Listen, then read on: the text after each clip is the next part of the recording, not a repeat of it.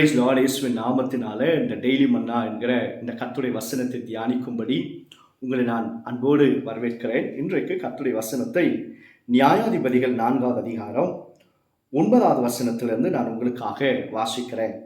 அதற்கு அவள், நான் உன்னோடு கூட நிச்சயமாய் வருவேன், ஆனாலும் நீ போகிற பிரயாணத்தில் உண்டாகிற மேன்மை உனக்கு கிடையாது. கர்த்தர் சிசராவை ஒரு ஸ்திரீயின் கையில் ஒப்பு கொடுப்பார் என்று சொல்லி தெபொராள் எழும்பி பாராக்கோடு கூட கேதேசுக்கு போனாள் என்பதாக வேதத்தில் எழுதப்பட்டிருக்கு. தெபொராள் இஸ்ரவேலை நியாயம் விசாரிக்கிற ஒரு நியாயாதிபதியாக, ஒரு தீர்க்கதரிசியாக கர்த்தர் வைத்திருந்தார். நீங்க முதல் வசனத்திலிருந்து 4வது அதிகாரத்தை நீங்க வாசிச்சு பார்த்தீங்க அப்படின்னா, இஸ்ரவேல் ஜனங்களை கானானிய 20 வருஷமாக கொடுமைப்படுத்திக் கொண்டிருந்தார்களா. யாவீன் என்கிற ராஜா கிட்டத்தட்ட 20 ஆண்டுகள் அவர்களை கொடுமைப்படுத்திக் கொண்டிருந்தார். அவனை சேர்ந்தவன் தான் சிசரா. இவன் எழும்பி இஸ்ரவேலுக்கு விரோதமாய் வரும் பொழுது கர்த்தர் தெபொராளோடு கூட பேசி, தெபொராள் யுத்தத்துக்காக ஆயத்தமாகி போகிறாள்.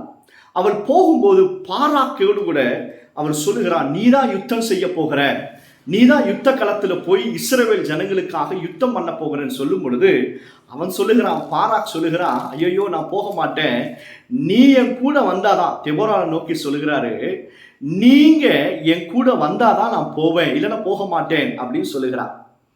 அவன் முழுவதுமாக தீர்க்கதரிசியை சார்ந்திருக்கிறார்.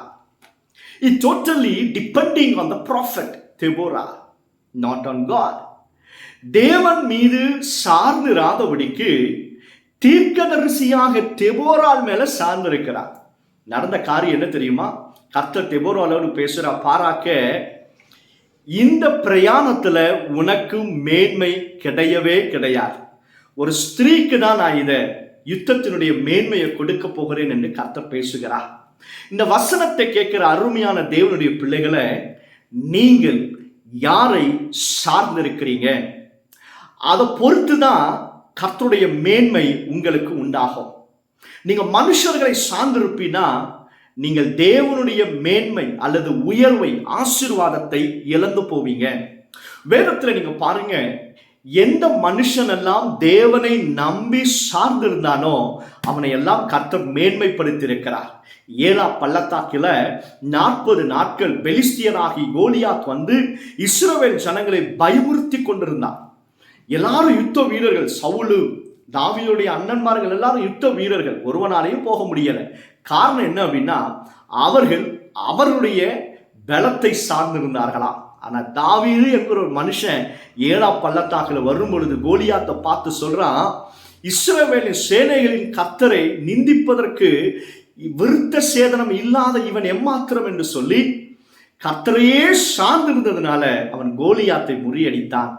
இஸ்ரவேலினுடைய சமஸ்த ஜனத்தின் மேலையும் கர்த்தர் தாவீதை ராஜாவாக மேன்மைப்படுத்தினார்.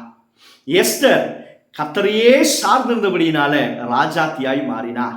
இப்படி வேதத்துல அநேகரை நீங்க பாருங்க, யாரெல்லாம் கர்த்தரை சார்ந்து டிபெண்ட் பண்ணி இருக்கிறார்களோ அவர்களை கர்த்தர் மேன்மைப்படுத்தினார். நீ தீர்க்கதரிசியை சார்ந்திருக்கிறாயோ, ஏதோ ஒரு போதகரை, உபதேசியாரை, ஏதோ ஒரு ஊழியக்காரரை அல்லது அரசியல்வாதியை, மனுஷியை நீ சார்ந்திருப்பாயானா தேவன் கொடுக்கிற மேன்மையை நீங்க இழந்து போவீங்க. மாறாக நீங்க தேவனை மட்டும் சார்ந்திருந்தீங்கன்னு நினைச்சுக்கோங்க, நிச்சயம் சூழ்நிலைகள் எதுவாக இருந்தாலும் சரி, பிரச்சனைகள் எத்தனை பெரிதாக இருந்தாலும் சரி, கர்த்தர் உன்னை மேன்மைப்படுத்துவா. வேதத்தில் எழுதப்பட்டிருக்கு, யோசுவாவை கர்த்தர் சகல இஸ்ரவேல் கண்களுக்கு முன்பாக மேன்மைப்படுத்தினாராம். அதே போல கர்த்தர் உன்னையும் மேன்மைப்படுத்துவார். எப்ப தெரியுமா? நீங்களும் நானும் கர்த்தரையே சார்ந்திருக்கும் போது நிச்சயம் அவர் நம்மை மேன்மைப்படுத்துவார். நீங்க கர்த்தரை இருந்தீங்கன்னா அதுக்கு என்ன அர்த்தம் அப்படின்னா, ஆண்டவர் மேலேயே நம்பிக்கை கொண்டிருக்கிறது. அவ்வளவுதான். ஆண்டவரே, என்ன இருந்தாலும் என்ன இல்லைன்னாலும், நான் என்ன பெற்றுக்கொண்டாலும் என்ன இழந்து போனாலும் உங்களை தான்ப்பா நான் பற்றிக்கொள்வேன், உங்களை தான்ப்பா நான் சார்ந்து நிற்பேன் அப்படின்னு சொல்லி அந்த நம்பிக்கையோடு நீங்க இருந்தீங்கன்னா அதுதான் கர்த்தரை சார்ந்து இருக்கிறது. நிச்சயம் உங்க முகம் வெட்கப்பட்டு போகாது. கர்த்தர் உங்களை மேன்மைப்படுத்துவார். கையை வைத்து ஆமென் சொல்லிடுங்களேன்.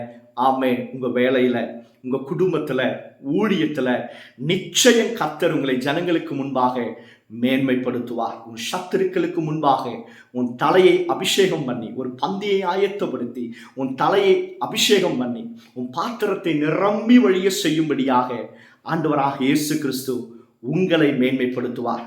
ஒரே கண்டிஷன் என்னன்னா, மனுஷனை அல்ல, பலத்தை அல்ல, கர்த்தரையே சார்ந்திருங்க. நிச்சயம் கர்த்தர் உங்களை மேன்மைப்படுத்துவார். சோமன்லாமா.